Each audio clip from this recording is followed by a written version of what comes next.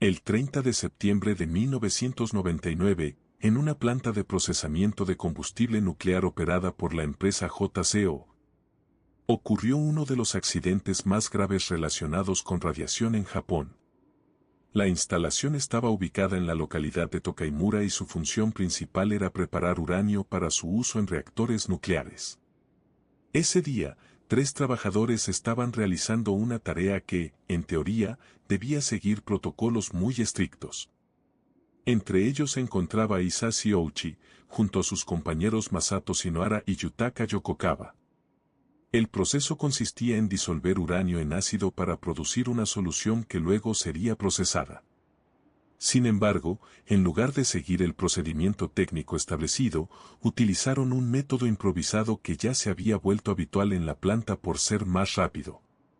El error clave fue introducir manualmente una cantidad excesiva de solución de uranio enriquecido en un tanque que no estaba diseñado para contener ese volumen. En condiciones normales, existe un límite muy preciso de material que puede concentrarse en un mismo punto sin generar una reacción nuclear. Al sobrepasar ese límite, se produjo lo que se conoce como una reacción de criticidad. En términos simples, una reacción de criticidad ocurre cuando los átomos de uranio comienzan a dividirse de forma descontrolada, liberando una gran cantidad de energía y radiación en muy poco tiempo. En ese momento, los trabajadores no vieron una explosión tradicional, sino un destello intenso de luz azul acompañado de una liberación invisible pero extremadamente peligrosa de radiación. 6. La exposición fue inmediata. Hisashi Ouchi fue quien recibió la mayor dosis al encontrarse directamente frente al tanque. Sus 2 compañeros también fueron afectados, pero en menor medida. Tras el accidente, los 3 comenzaron a experimentar síntomas en cuestión de minutos. Uno de los primeros signos fue una sensación extraña en el cuerpo, seguida de mareos, náuseas y debilidad. Fueron trasladados rápidamente a un hospital, donde los médicos comenzaron a evaluar el nivel de exposición. Lo que encontraron fue extremadamente grave. En el caso de Ouchi, la radiación había penetrado tan profundamente que había destruido gran parte de su material genético. El ADN, que es esencial para que las células se reparen y se reproduzcan, quedó prácticamente inutilizado. Esto significa que su cuerpo perdió la capacidad de regenerarse. Durante los primeros días, los síntomas parecían relativamente controlados. Sin embargo, pronto comenzó un deterioro progresivo. Su piel empezó a mostrar daños severos, con enrojecimiento, ampollas y pérdida de tejido. El sistema inmunológico colapsó, dejándolo completamente vulnerable a infecciones. Su cuerpo dejó de producir células sanguíneas de forma normal, comenzaron fallos en órganos internos, especialmente en los pulmones y el sistema digestivo. A medida que avanzaban los días, los médicos intentaron múltiples tratamientos experimentales, incluyendo transfusiones de sangre y trasplantes de células madre, con la esperanza de estimular la regeneración celular. Sin embargo, el problema principal persistía: el cuerpo no tenía la capacidad básica para recuperarse. En paralelo, su compañero Masato Shinohara también desarrolló síntomas graves, aunque su exposición fue menor. Sufrió quemaduras internas, infecciones y deterioro progresivo, pero su evolución fue más lenta. El tercer trabajador, Yutaka Yokokawa, sobrevivió con síntomas mucho menos severos.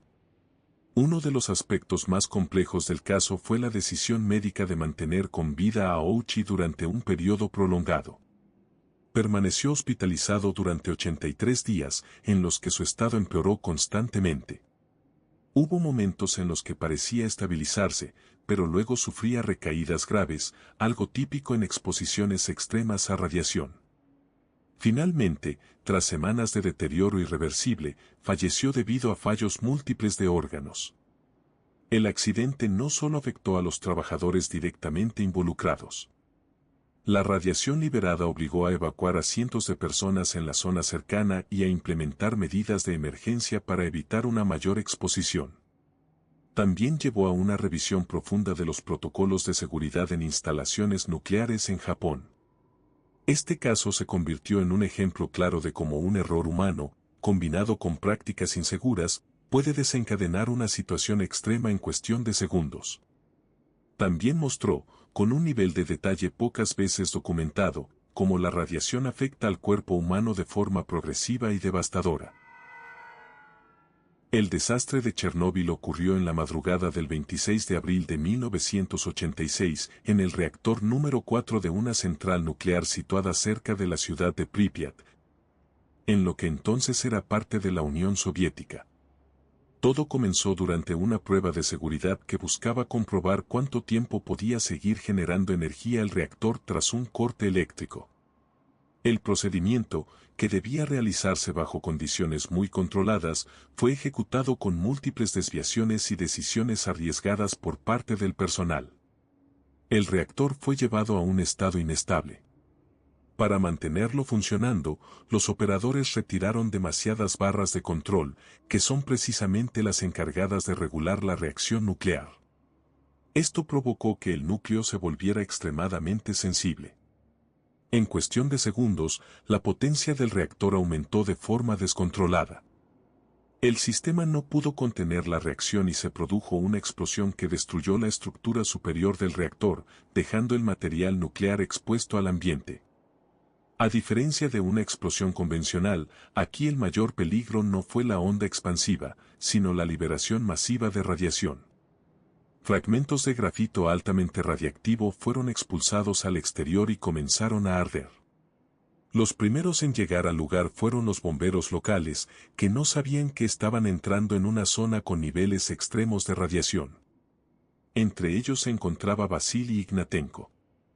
En los primeros minutos tras la exposición, varios de los trabajadores y bomberos comenzaron a experimentar síntomas inmediatos, un sabor metálico en la boca, una sensación de calor intenso en el rostro y la piel, y un malestar general que rápidamente se convirtió en náuseas y vómitos.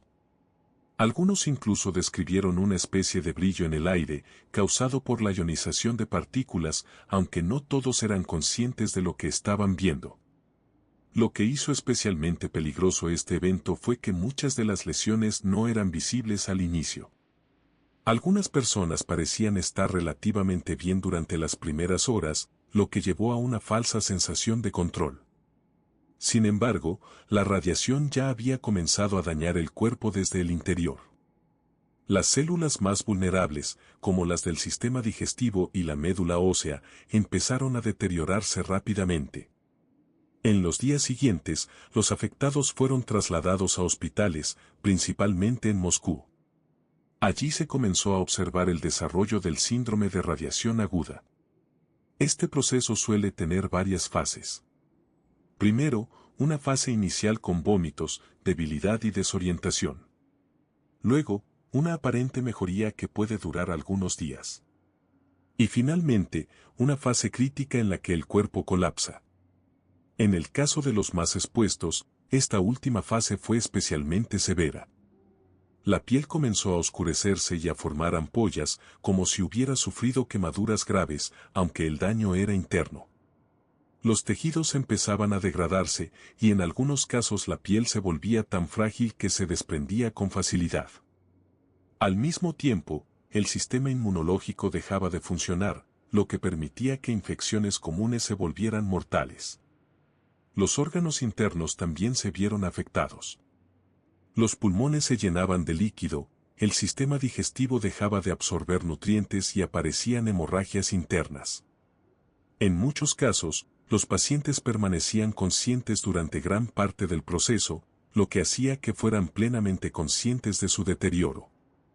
Uno de los aspectos más desconcertantes para los médicos fue la evolución irregular de los pacientes. Algunos mostraban signos de recuperación temporal antes de empeorar de forma repentina. Este patrón generaba incertidumbre y dificultaba la evaluación de las probabilidades de supervivencia. Mientras tanto, en el exterior, la situación seguía siendo crítica. La ciudad de Pripyat no fue evacuada de inmediato. Pasaron más de 24 horas antes de que se ordenara la evacuación completa, lo que expuso innecesariamente a miles de personas a niveles elevados de radiación. La nube radiactiva se desplazó por gran parte de Europa, afectando a múltiples países. Con el paso de las semanas, muchos de los primeros respondientes fallecieron debido a la gravedad de la exposición.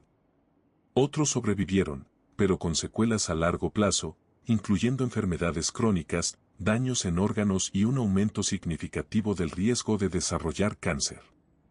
Este caso evidenció múltiples fallos, errores humanos durante la operación, un diseño de reactor con vulnerabilidades conocidas y una gestión inicial del accidente que subestimó la magnitud del problema. También permitió documentar con gran detalle los efectos de la radiación en el cuerpo humano, mostrando cómo puede causar un deterioro progresivo incluso cuando los síntomas iniciales parecen leves. Ocurrió en septiembre de 1987 en la ciudad de Goiânia, en Brasil, y es considerado uno de los accidentes más graves con material radiactivo fuera de una planta nuclear. A diferencia de otros casos, aquí no hubo una explosión ni un fallo técnico complejo, sino una cadena de decisiones humanas aparentemente pequeñas que terminaron desencadenando una contaminación masiva. Todo comenzó en una clínica de radioterapia abandonada. El edificio había quedado sin vigilancia tras problemas legales, pero en su interior aún permanecía un equipo médico que contenía una fuente altamente radiactiva, cesio-137. Este material estaba encapsulado dentro de un dispositivo diseñado para tratamientos contra el cáncer, pero sin el mantenimiento adecuado ni señalización efectiva, se convirtió en un peligro oculto. 2 hombres entraron al edificio con la intención de recoger chatarra que pudieran vender. Durante la búsqueda, encontraron el aparato y decidieron desmontarlo. Sin saberlo, rompieron la cápsula que contenía el cesio-137. Dentro había un polvo que emitía un leve brillo azul en la oscuridad, algo que les llamó profundamente la atención. El material fue llevado a casa y manipulado sin ningún tipo de protección. Lo que parecía algo curioso o incluso atractivo comenzó a distribuirse sin control. Algunas personas tocaron el polvo, otras lo observaron de cerca, y en cuestión de horas ya había múltiples focos de contaminación. El cesio se adhirió a la piel, la ropa y los objetos cotidianos, extendiéndose rápidamente entre familiares y vecinos. Una de las víctimas más conocidas fue Leide das Neves Ferreira, una niña de 6 años que entró en contacto directo con el material. Según los informes, quedó fascinada por el brillo y lo manipuló como si fuera algo inofensivo. Sin embargo, la exposición fue suficiente para causar un daño severo en su organismo. Los primeros síntomas en los afectados no fueron inmediatamente reconocidos como radiación. Varias personas comenzaron a sentir náuseas, vómitos y mareos, síntomas que podían confundirse con una enfermedad común. Sin embargo, con el paso de los días, la situación empeoró de forma clara. Aparecieron quemaduras en la piel sin haber estado en contacto con fuego, llagas que no cicatrizaban y un deterioro general del estado físico. En los casos más graves, el daño interno progresó rápidamente. El sistema digestivo comenzó a fallar, el sistema inmunológico se debilitó y las infecciones se volvieron difíciles de controlar. Al igual que en otros casos de exposición significativa, el cuerpo perdió la capacidad de regenerar células de forma normal.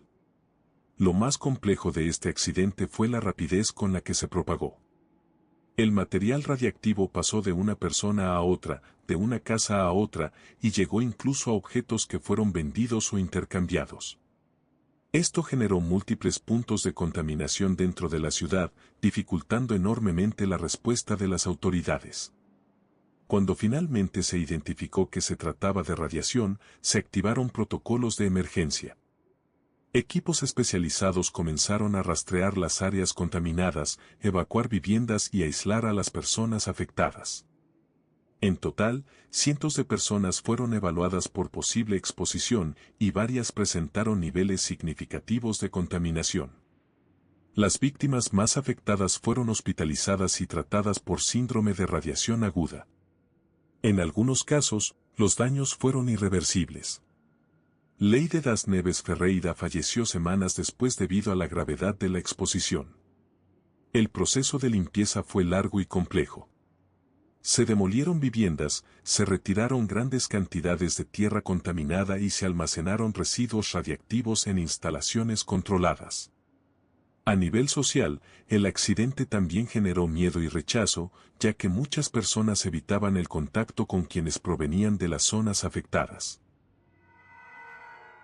El conjunto de experimentos de radiación en humanos en Estados Unidos se desarrolló principalmente entre las décadas de 1940 y 1970, en el contexto de la Guerra Fría y del rápido avance de la energía nuclear. Durante ese periodo, distintas agencias gubernamentales, en colaboración con instituciones médicas y universidades, llevaron a cabo estudios para entender cómo se comportaban materiales radiactivos dentro del cuerpo humano. Uno de los objetivos principales era determinar cómo elementos como el plutonio se distribuían en órganos y tejidos, cuánto tiempo permanecían en el organismo y qué efectos producían a corto y largo plazo. En ese momento, gran parte de esta información era desconocida, y se consideraba estratégica tanto para el desarrollo de armas nucleares como para la protección del personal que trabajaba con estos materiales. En varios casos documentados, pacientes hospitalizados recibieron inyecciones de sustancias radiactivas sin haber sido informados de forma clara sobre la naturaleza del experimento. Entre ellos se encontraba Albert Stevens, quien fue tratado en la década de 1940. A Stevens se le administró plutonio bajo la creencia de que estaba recibiendo atención médica por una enfermedad distinta. Posteriormente se supo que había sido parte de un estudio sobre la absorción y retención de este elemento en el cuerpo. El plutonio, al ingresar en el organismo, tiende a concentrarse en órganos específicos como el hígado y los huesos. A diferencia de otras sustancias, no se elimina fácilmente, lo que implica una exposición prolongada desde el interior del cuerpo. En estos experimentos, los médicos realizaron seguimientos durante años para observar posibles cambios fisiológicos, incluyendo el desarrollo de enfermedades o alteraciones en los tejidos. Además de las inyecciones, hubo otros tipos de pruebas. Algunas consistieron en la exposición controlada a radiación en diferentes niveles, mientras que otras implicaban la administración de compuestos radiactivos para estudiar su paso por el sistema digestivo o su absorción en la sangre. En ciertos casos, se utilizaron pacientes con enfermedades graves, bajo la justificación de que los riesgos adicionales eran menores en comparación con su estado de salud previo. Los efectos observados variaron según la dosis y el tipo de material utilizado. En algunos individuos no se registraron síntomas inmediatos, lo que dificultaba establecer una relación directa entre la exposición y posibles consecuencias posteriores. En otros casos, se documentaron daños en órganos internos, alteraciones en la médula ósea y aparición de enfermedades años después de la exposición inicial. Durante mucho tiempo, gran parte de esta información permaneció clasificada. No fue hasta décadas más tarde, cuando se desclasificaron documentos oficiales, que se conoció la magnitud de estos estudios y las condiciones en las que se llevaron a cabo. Estos archivos permitieron reconstruir los procedimientos utilizados, las cantidades administradas y el seguimiento que se hizo de los pacientes. Al analizar los registros, se identificaron múltiples instituciones involucradas, así como una falta de protocolos de consentimiento tal como se entienden en la actualidad. Los estudios se desarrollaron en un contexto en el que la investigación científica y la seguridad nacional tenían prioridad, lo que influyó en la forma en que se diseñaron y ejecutaron estos experimentos. Los datos obtenidos a partir de estos casos contribuyeron a establecer modelos sobre el comportamiento de materiales radiactivos en el cuerpo humano, incluyendo tasas de acumulación, distribución en tejidos y posibles efectos biológicos. Sin embargo, el proceso mediante el cual se obtuvieron esos datos ha sido objeto de revisión y debate en años posteriores, especialmente en relación con los estándares éticos aplicados en ese momento. El accidente de KYSHTYM ocurrió el 29 de septiembre de 1957 en una instalación nuclear secreta conocida como Mayak, situada en la Unión Soviética, cerca de la ciudad de Ozersk. En ese momento, el lugar no aparecía en mapas oficiales y su actividad estaba directamente relacionada con la producción de material para armamento nuclear. La instalación almacenaba residuos altamente radiactivos en grandes tanques subterráneos. Estos residuos generaban calor de forma constante, por lo que requerían sistemas de enfriamiento continuos para evitar un aumento de temperatura. En uno de estos tanques, el sistema de refrigeración falló, aunque no se detectó a tiempo. Durante semanas, el calor se acumuló hasta que los compuestos químicos dentro del tanque reaccionaron de forma violenta. La presión interna aumentó progresivamente hasta provocar una explosión. No se trató de una detonación nuclear, sino de una explosión química de gran magnitud que liberó una enorme cantidad de material radiactivo al ambiente. La nube resultante se desplazó a lo largo de cientos de kilómetros, contaminando una extensa franja de territorio que posteriormente sería conocida como la traza radiactiva de los Urales orientales. En las zonas cercanas, las personas no recibieron información clara sobre lo que había ocurrido. Muchas continuaron con su vida cotidiana mientras la radiación ya estaba presente en el aire, el agua y el suelo. La exposición no fue inmediata en todos los casos, sino progresiva, a través del consumo de alimentos contaminados y el contacto continuo con el entorno. Los primeros síntomas en la población comenzaron a aparecer sin una causa evidente. Algunas personas presentaban fatiga, mareos, náuseas y pérdida de apetito. Con el paso del tiempo, en los casos más expuestos, se desarrollaron signos más graves, lesiones en la piel, debilidad generalizada y problemas en el sistema inmunológico. Sin embargo, al no existir información pública sobre el accidente, estos síntomas no se asociaron inicialmente con radiación. La evacuación de algunas áreas se realizó de forma tardía. En ciertos pueblos, pasaron días o incluso semanas antes de que las autoridades ordenaran el traslado de la población. Para entonces, muchas personas ya habían estado expuestas durante un periodo prolongado. En otros casos, las evacuaciones se llevaron a cabo sin explicar el motivo real, lo que generó confusión entre los habitantes. A largo plazo, se comenzaron a observar patrones de enfermedad en la región. Se registraron casos de cáncer, alteraciones en la sangre y otros problemas de salud que no eran comunes antes del accidente. También se documentaron efectos en animales y cultivos, lo que indicaba una contaminación ambiental persistente. Debido al carácter secreto de la instalación, el accidente no fue reconocido públicamente durante muchos años. La información sobre lo ocurrido se mantuvo restringida, y los datos disponibles fueron limitados incluso dentro del propio país. No fue hasta décadas después que se pudo reconstruir con mayor precisión la secuencia de eventos y el alcance de la contaminación. Los estudios posteriores permitieron identificar cómo la radiación se había dispersado en la región y cómo había afectado tanto a la población como al entorno. Se analizaron niveles de contaminación en el suelo, el agua y los organismos vivos, así como la evolución de la salud de las personas expuestas. Este caso se considera uno de los ejemplos más significativos de exposición prolongada a radiación en un contexto civil, en el que la falta de información y la demora en la respuesta influyeron directamente en el nivel de impacto sobre la población.